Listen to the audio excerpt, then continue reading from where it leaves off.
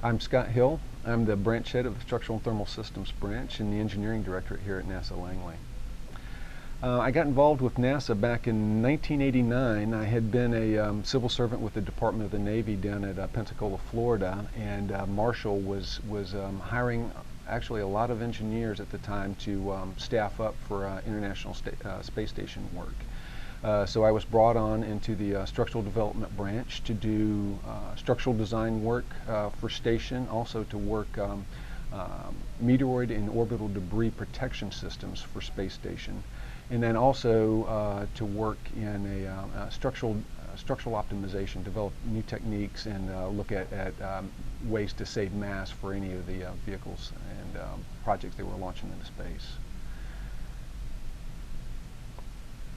Since I've been with NASA, I have worked numerous projects. I was at Marshall for about 10 years, and I've been here at Langley for about 13 years. And while I was at Marshall, obviously I started out working space station and did both design and shock physics work for station. And then I had a great opportunity to work on AXAF-I, which was the Advanced X-ray Astronomy Facility for imaging, and we were looking at developing a system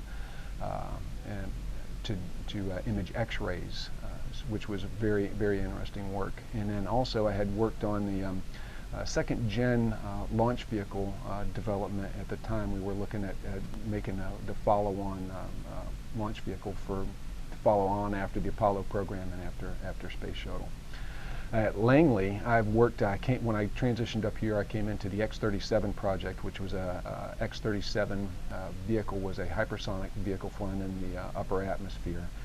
And I did structural analysis on the control surfaces for that vehicle. And then I transitioned over to Calypso. And Calypso is a science instrument, actually science payload, that is imaging clouds and aerosols in the Earth's atmosphere. And we launched that in 2005, currently flying now.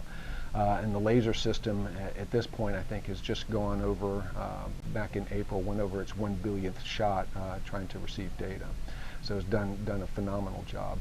And then after Calypso, I transitioned on to Constellation, which was the development of a launch vehicle and a crew vehicle to do lunar exploration, and then also at the time we were thinking we were going to go to Mars with the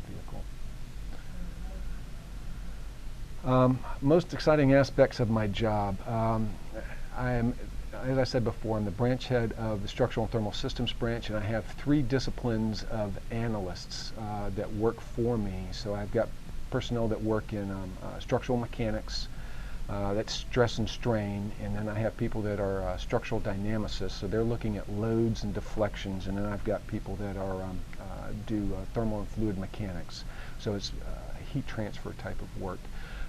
So to me it's very interesting because I've got 29 personnel that are deployed on numerous projects, and I've got the 3 different disciplines that I'm supervising, so I kind of get to vicariously participate in all the different projects and have opportunity for to stay strong technically in each of the 3 disciplines. My primary discipline personally is structural mechanics, but it keeps me kind of brushed up on my vibrations and my heat transfer work, working as the branch head.